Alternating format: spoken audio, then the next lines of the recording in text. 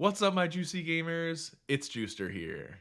In today's video, I'm going to give you my first 8 tips for beginners to Star Wars Jedi Survivor. After putting a ton of hours into the game, these are the first 8 tips that I think I would give to everyone.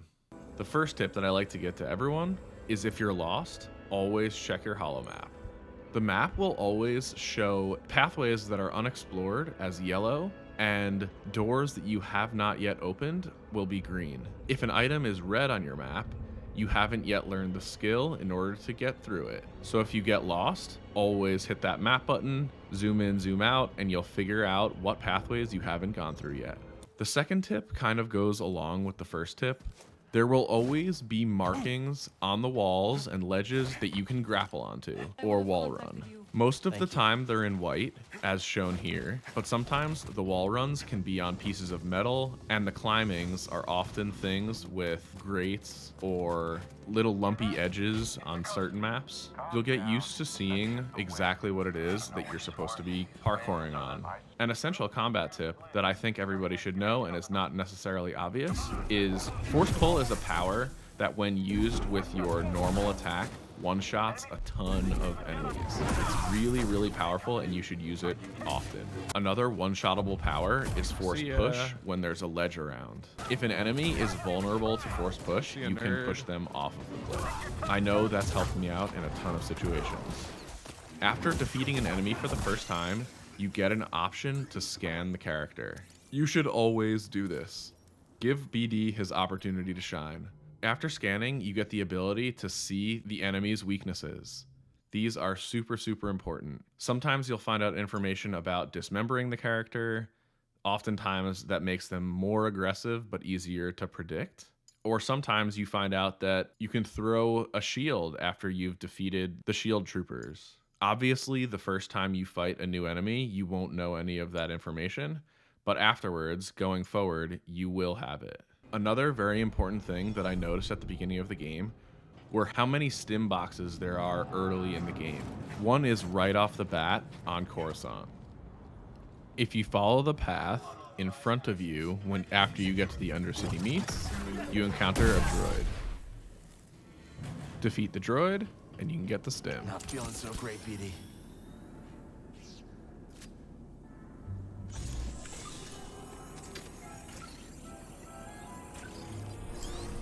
Stim canister. That'll prove useful.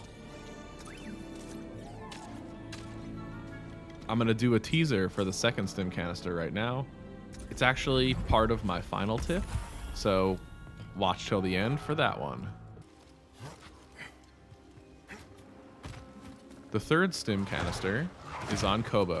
If you're doing the rumor, find the High Republic temple in the forest. If instead of going right, you make a left, you encounter a Mogu.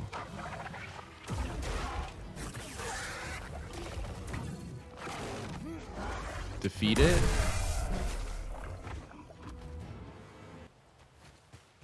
Do a couple wall runs, climb up this vine. Take a left, and there's your third stim canister early in the game.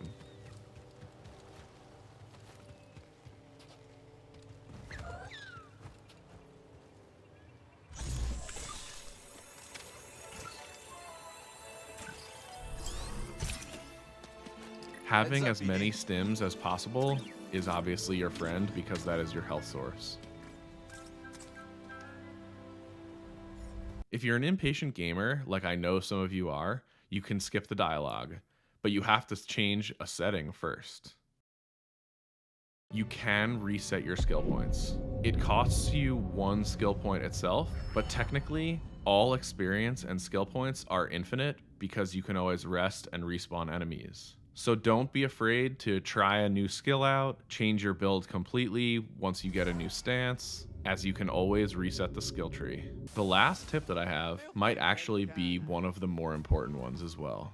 On Kobo, you collect Priorite and data discs. You should always save 10 of them as your first purchase. The other purchases are purely cosmetic.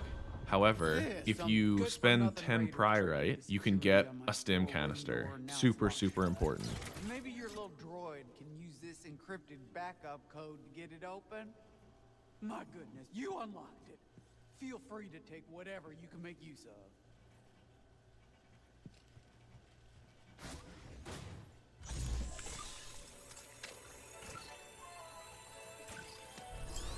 If you save 10 data disks and you spend them at Z's shop, you can get an extra perk slot. go. Again, very, very important. I hope any of these tips helped you out. If they did, please leave a comment below and like and subscribe. I'm going to be putting out a ton of content on Star Wars Jedi Survivor, so make sure to keep up to date with my videos. I'll see you in the next one.